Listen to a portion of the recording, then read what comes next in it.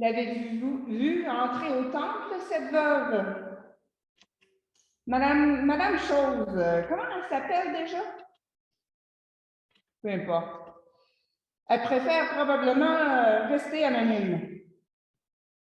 À la différence des scribes qui se pavanent de sorte que tout le monde les remarque avec leurs beaux habits et leurs belles paroles, j'imagine qu'elle essayait de se faire la plus discrète possible. Invisible même. Sous la honte qui pèse si souvent, si lourd, sur les épaules des démunis. Mais Jésus, lui, il la voit. Il y a donc tort de venir nous déranger quand on veut juste rester tranquille dans notre coin, faire notre petite affaire.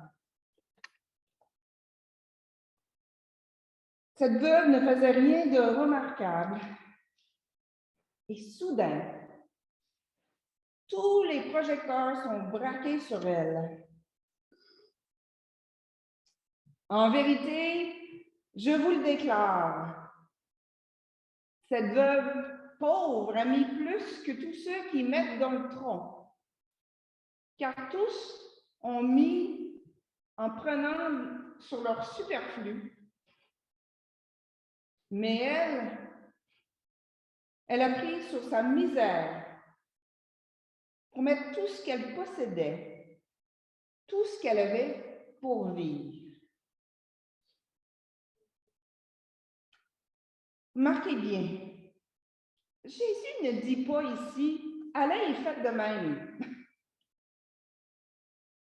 Il me semble que Jésus attire notre attention sur la veuve, non pas pour inciter ses disciples à vivre et à mourir dans l'indigence, parce qu'en fait, ce que dit le texte en grec, c'est qu'elle a donné sa vie.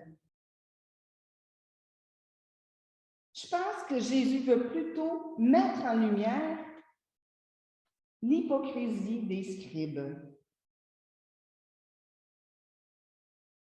Les scribes étaient des spécialistes des Écritures.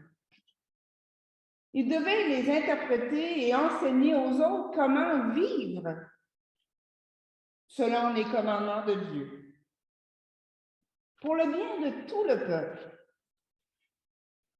Mais si souvent, leurs bottines ne suivaient pas leur babine. Comme c'est souvent le cas, les gens en position d'autorité, ceux qui sont souvent chargés du maintien des institutions, finissent par mettre leurs propres intérêts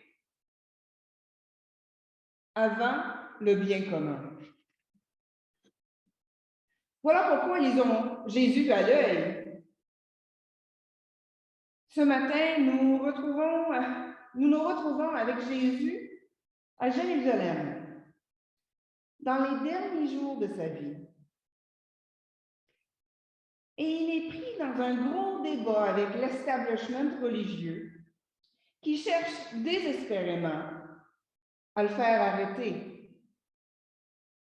Ces idées révolutionnaires risquent d'ébranler l'ordre établi.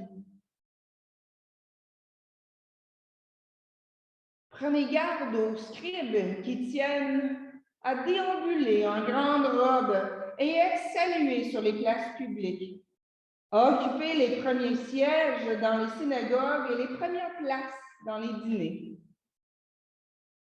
Eux qui dévorent les biens des veuves et affectent de prier longuement.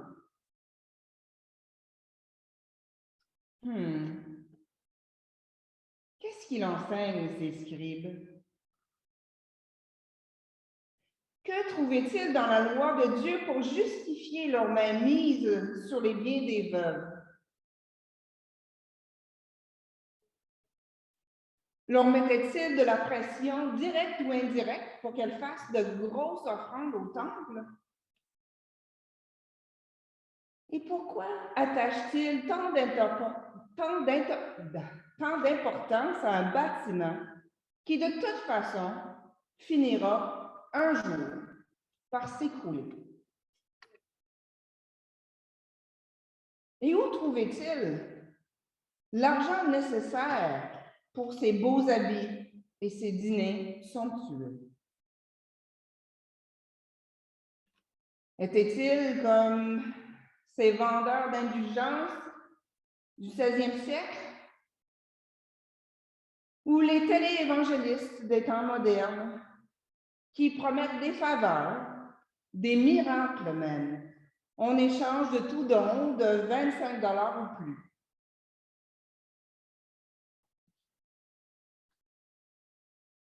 Ce sont des scribes. Ils connaissent les Écritures. Ils auraient dû savoir ce qui est écrit dans la loi.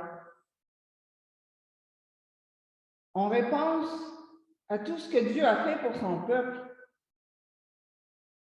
pour tout ce que Dieu lui accorde dans sa bonté et sa miséricorde, les gens sont appelés à présenter leurs offrandes à Dieu.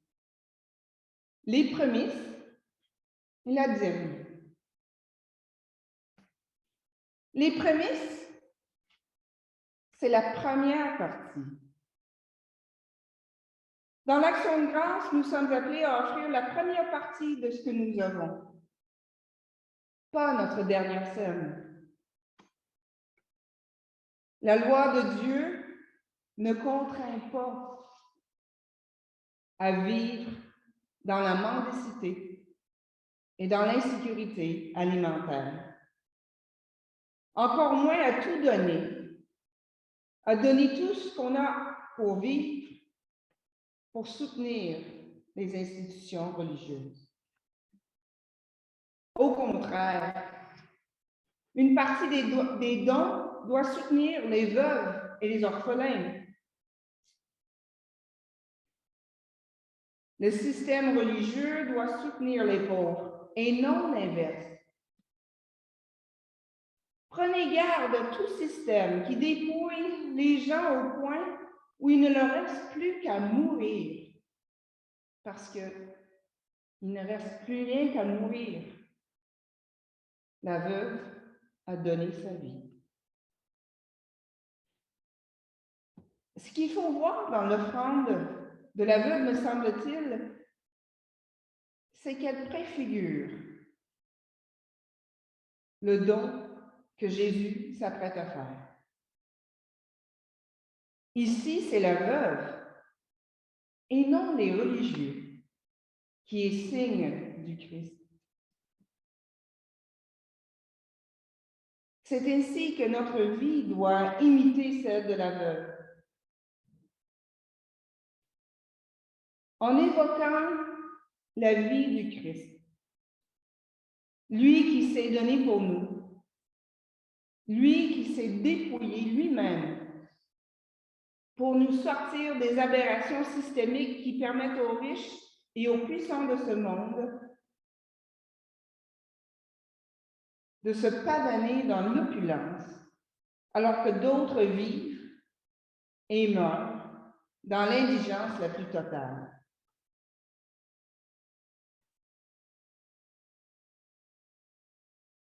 Encore et encore, Jésus nous dit que notre monde est non seulement possible, il est accessible à tous ceux et celles qui refusent de tomber dans le piège des gens qui se comportent comme les scribes, manipulant la loi à leur propre avantage plutôt que pour le bien commun.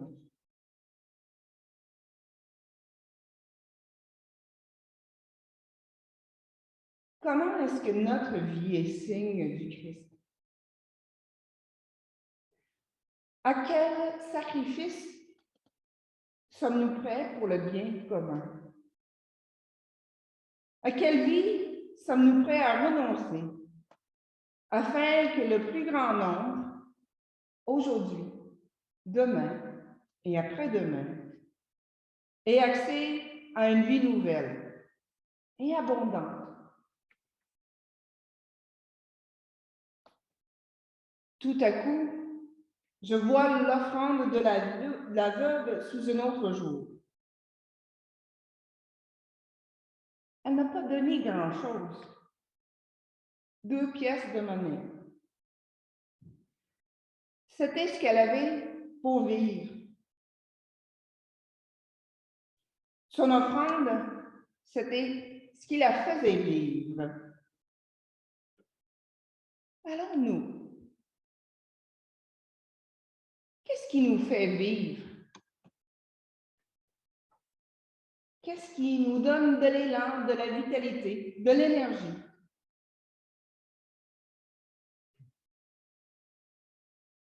Comment en offrons-nous une partie de sorte que notre vie soit signe du Christ? Indique aux autres qui nous ouvrent le chemin vers la vie en abondance pour la création tout entière. Ça n'a pas besoin d'être grand-chose.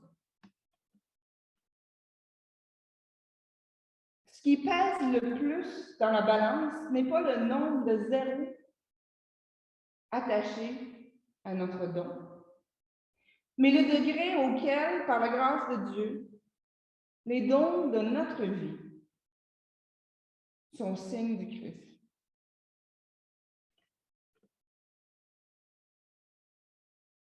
L'avez-vous vu entrer au temple?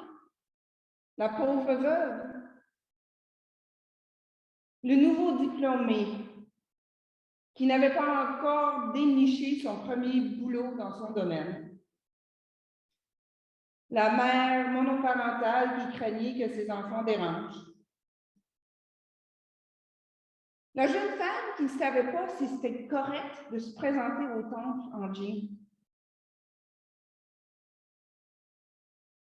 Le couple qui était mal à l'aise parce qu'il ne savait pas trop quoi faire et quoi ne pas faire pendant le culte?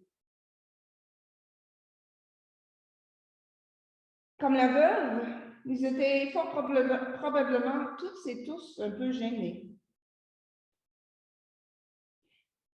Et ils avaient fort probablement des choses à nous révéler sur Dieu, sur le monde qui est et le monde qui vient.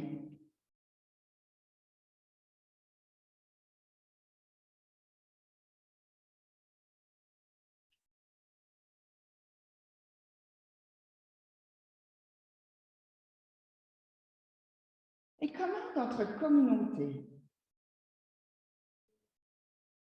est signe du Christ?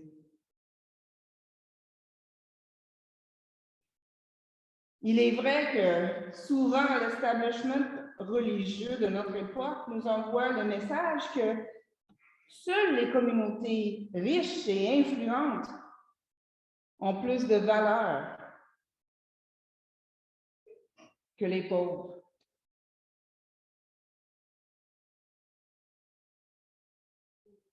Ce matin, Jésus nous dit, regardez cette personne qui essaie de se faire la plus discrète possible. N'ayez pas honte de vous présenter au temple tel que vous êtes et d'offrir les dons que vous avez reçus gratuitement du Seigneur, ce qui vous fait vivre. Même la plus petite offrande peut, par la grâce, contribuer au bien commun, à l'avènement de ce monde nouveau pour lequel Jésus a donné sa vie. Ainsi soit-il. Amen.